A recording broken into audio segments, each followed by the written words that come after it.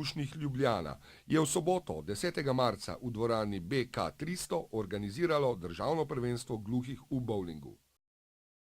Tekmovalci so se pomerili v kategoriji posamezno in v dvojicah. Na prvenstvo se je prijavilo 35 igralcev iz 8 društev gluhih in naglušnih Slovenije. V igri dvojic so dosegli rezultate, ki so veljali tudi v kategoriji posamezno.